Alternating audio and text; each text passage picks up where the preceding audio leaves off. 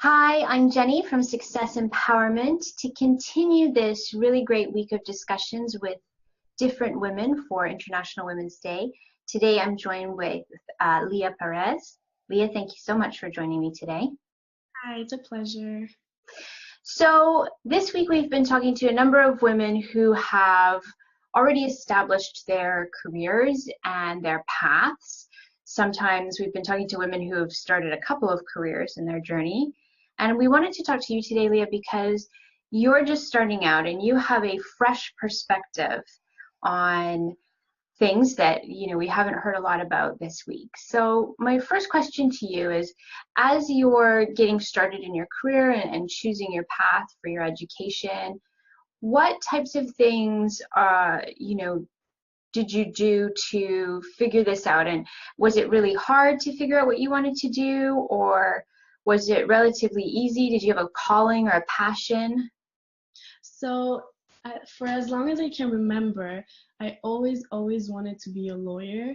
Like that has been my number one like path since I was like maybe 10 years old. I wanted to follow my mom's footsteps. I wanted to go in her direction a little because I just liked what she did. I watched a lot of TV shows about like lawyers and all of that all of that stuff.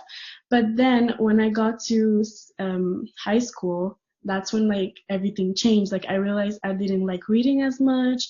I didn't really like that serious stuff. Like it wasn't really me. I had a an artistic side to me, a creative side, and I loved my art classes. I just loved art.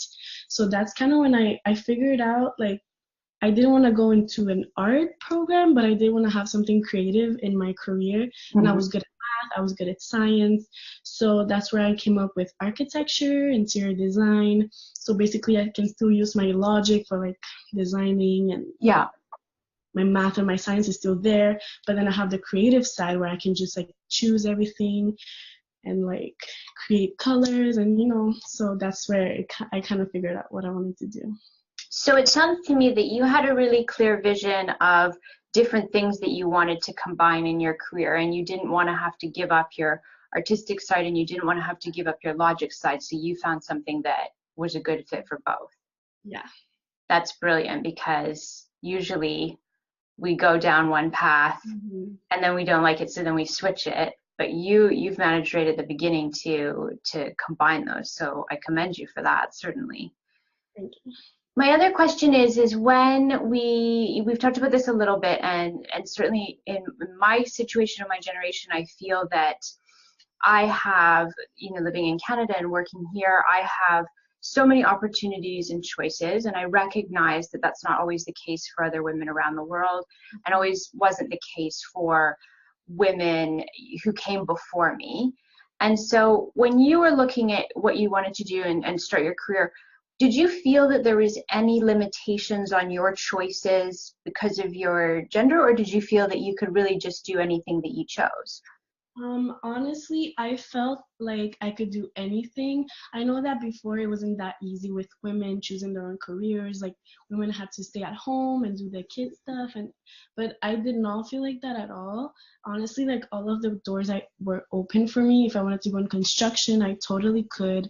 If I wanted to be a doctor, I could go to medicine. I never have I heard or have I experienced discrimination or sexism, anything like that. I never came across that. I think that's so positive to hear, because it truly shows us that we are making this remarkable progress. And I feel that the big shift is maybe that we're not entirely balanced in how society is set up, but that we at least feel that the opportunities are there, and so then we can move towards that balance. Yeah. And the other thing is that when we think about, kind of generational, my view of it is a couple of generations ago, it would be very rare for women to be in the home and in the workforce at the same time. And so that was a specific choice that we had to make.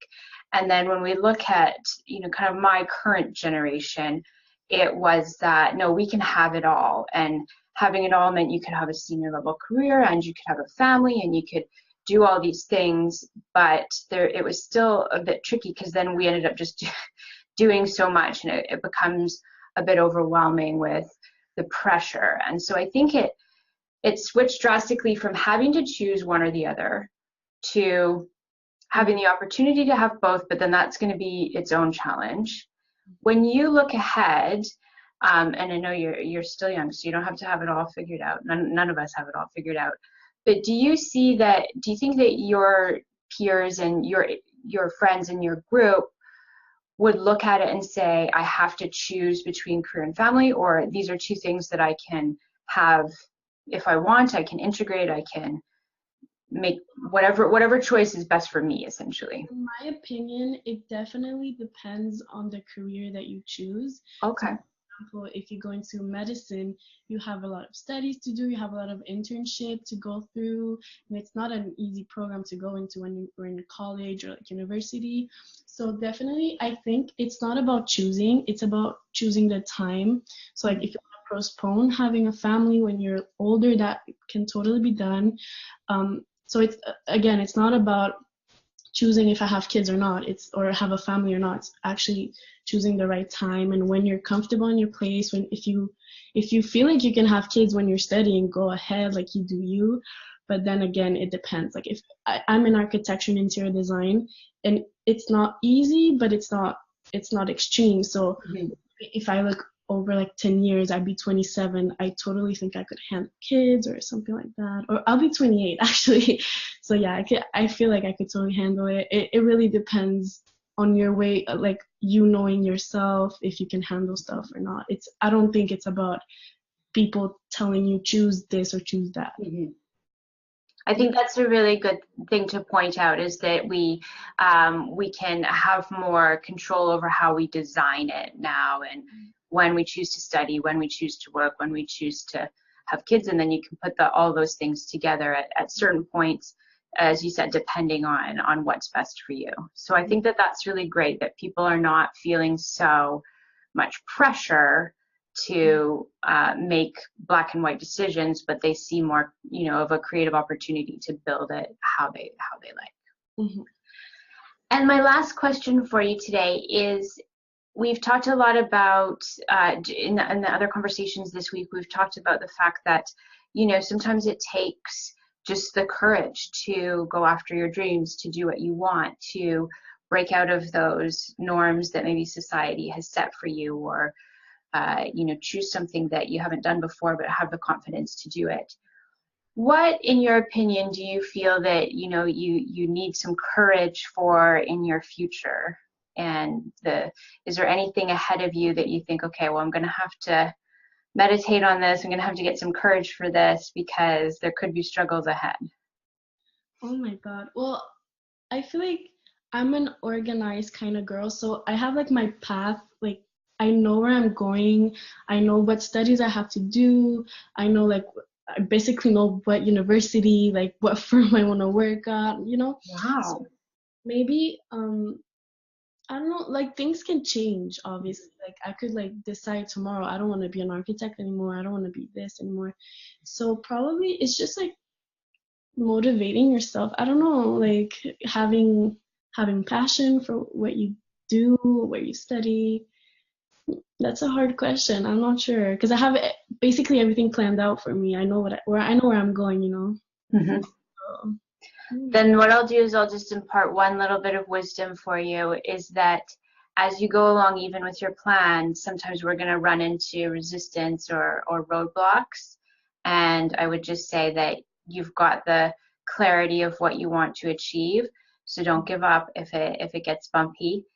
Ask for help from other women, ask for help from your friends and family, because we're all here to support each other and make each other better, and we can overcome a lot more than we even know we can. So if you've got the plan and you've got the dream, keep at it, don't give up.